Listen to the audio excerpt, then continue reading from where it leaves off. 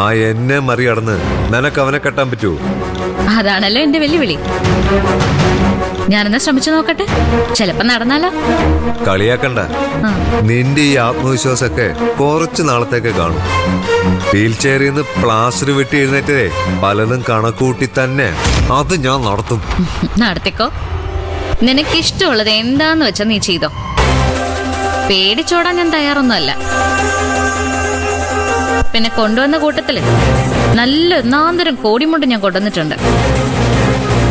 എന്തിനാന്നറിയോ? നിന്നെ പോതപ്പിക്കാൻ. അല്ല, നിന്നെ തെക്കോടക്കായിട്ട് കിടത്തുമല്ലോ അധികം വൈകാതെ. അന്നത് ആവശ്യം വന്നോളൂ. പിന്നെ നിന്റെ ഭീഷണിയൊക്കെ നിന്റെ കയ്യിൽ വെച്ചാ മതി.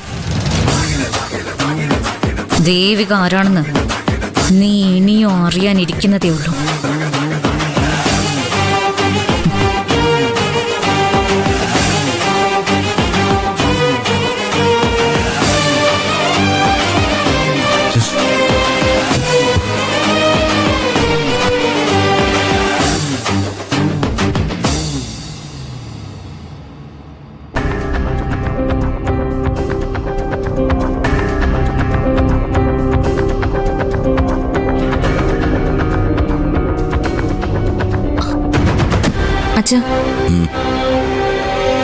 റിസപ്ഷൻ വെക്കുന്നുണ്ടോ നമ്മള്? അത് മോളെ, റിസപ്ഷനോ? ഇനി എന്തിനാ റിസപ്ഷൻ? അതൊരു അധിക ചിലവല്ലേ മോളെ? ഇപ്പൊ എല്ലാരും ചെയ്യുന്നുണ്ടല്ലോ അച്ഛാ. ഒന്നല്ല, പല റിസപ്ഷനാ നടത്താറ്. ഫ്രണ്ട്സിന് ഒരെണ്ണം, കൂടെ വർക്ക് ചെയ്യുന്നവർക്ക് വേറെ ഒരെണ്ണം. ഇപ്പോഴത്തെ കല്യാണമൊക്കെ 4-5 ദിവസം നീണ്ടു നിൽക്കുന്ന ആഘോഷമല്ലേ അച്ഛാ? നമുക്ക് സിദ്ധുവിന്റെ അഭിപ്രായം ചോദിക്കാം. ആരോടൊന്നും ചോദിക്കണ്ട. റിസപ്ഷൻ വേണ്ട. ഒന്നാലോചിച്ച കല്യാണം തന്നെ ഇത്ര ഭംഗിയായിട്ട് നടത്തേണ്ട ആവശ്യമൊന്നുമില്ല. അതെന്താ മോളെ, നിന്റെ അച്ഛൻ മരിച്ചിട്ട് ഇത്രയും ദിവസമല്ലേ ആയിട്ടുള്ളൂ. എന്തൊക്കെ പറഞ്ഞാലും ഒരാഘോഷത്തിൽ പങ്കെടുക്കാനുള്ള മാനസികാവസ്ഥ നിനക്കുണ്ടാവൂ? ചേച്ചിമ്മ, മോളങ്ങനെ പറഞ്ഞത് മോളുടെ മാന്യത.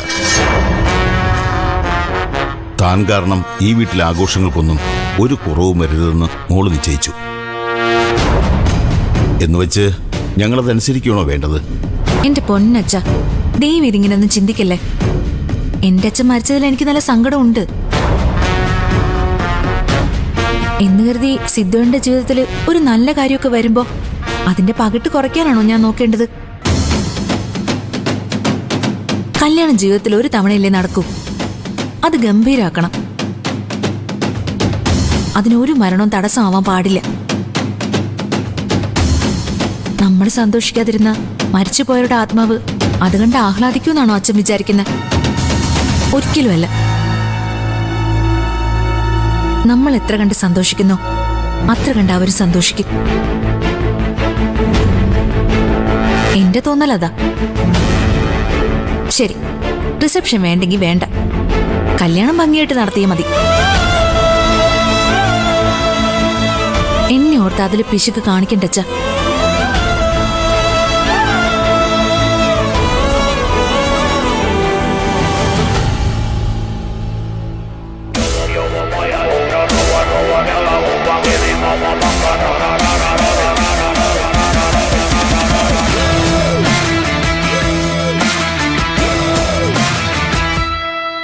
ആ,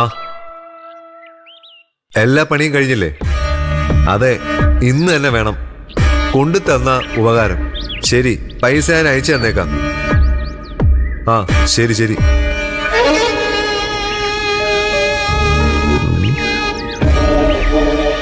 ഇന്ന് തന്നെ ബൈക്ക് കൊടുത്ത് ഇറങ്ങാനാണോ പ്ലാൻ? അസുഖമൊക്കെ ശരിക്കും മാറിയിട്ട് പോരെ ശരത്തെ ബൈക്കൊക്കെ എടുത്ത് ഇറങ്ങുന്നത്? തീ കുരുത്തവനടി ഞാൻ. അത്ര പെട്ടെന്നൊന്നും വെയിൽ കൊണ്ടാ പാടില്ല.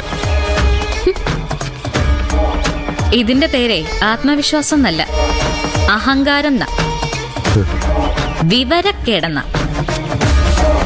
എനിക്ക് പ്രശ്നമൊന്നുമില്ല. നീ ബൈക്ക് എടുക്കുകയോ ഓടിക്കുകയോ എന്താന്ന് വെച്ചാ ചെയ്. ഇപ്പൊ വീൽ ചെയറില്ല. അടുത്ത തവണ എവിടെയായിരിക്കും കിടക്കാന്ന് അറിയില്ലല്ലോ. നീ എന്നെ കിടത്തിയിട്ട് അടങ്ങൂ. അത് പിന്നെ അങ്ങനെ തന്നെയല്ലേ വേണ്ടത്. ഇങ്ങോട്ടടിക്കുന്നവന് മറുകരണം കൂടി കാട്ടിക്കൊടുക്കാൻ ഞാൻ മഹാത്മാവൊന്നും അല്ലല്ലോ. സാധാരണ സ്ത്രീയല്ലേ.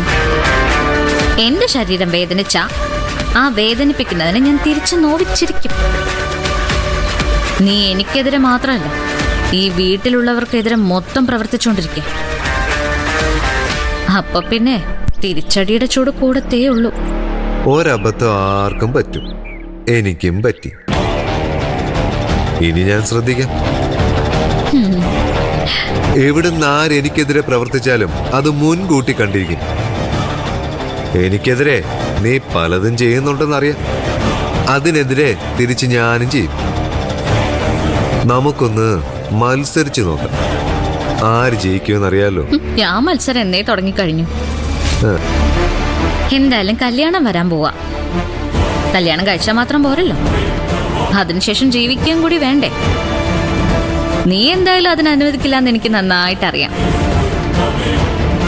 അതുകൊണ്ട് കല്യാണത്തിന് മുൻപ് തന്നെ നീ എന്ന ശല്യത്തെ അവസാനിപ്പിക്കാനാ എന്റെ തീരുമാനം. അതിന് ഞാൻ എന്റെ പരമാവധി ശ്രമിക്കും. ചെറുക്കാൻ നീയും ശ്രമിക്കും. അപ്പൊ മത്സരം മുറുകും. നീയോ ഞാനോ, ഞാനോ നീയോ. അതിങ്ങനെ 2 വശത്തേക്കും മാറിയും മറിഞ്ഞും ചാഞ്ചാടിക്കൊണ്ടേയിരിക്കും, ഒരു പെൻഡുലം പോലെ. ഒടുക്കം നീ ഡിം. അതോടെ ഞാൻ ജയിക്കും.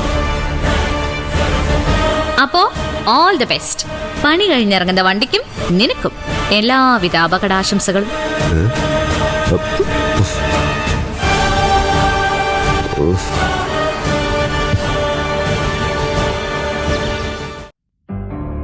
പോയിട്ട് വരാം. ശരി. സന്തോഷായില്ലേ നിനക്ക്? പറയുമ്പോ കുറ്റം പറയാണെന്ന് കരുതല്. ഞാൻ ഈ വീട്ടിൽ താമസിക്കുന്നതിൽ ഏറ്റവും എതിർപ്പ് എവക്കായിരുന്നു. പ്രഭമോൾ എന്തിനാ ഇവളുടെ എതിർപ്പ് കാര്യമാക്കുന്നേ? ഈ വീട് ഞങ്ങളുടെ വീടല്ലേ?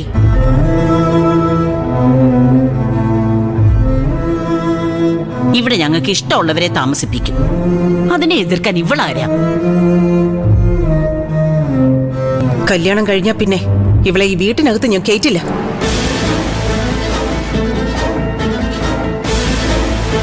മുപ്പത് ദിവസത്തിനുള്ളിൽ ഇറക്കി വിടാൻ തീരുമാനിച്ചതായിരുന്നു ഞങ്ങള്. ഇവള് സമ്മതിച്ചതുവാ. അപ്പോഴല്ലേ കല്യാണം വന്നത്. എന്നാ പിന്നെ അത് കഴിയട്ടെ എന്ന് വിചാരിച്ചു.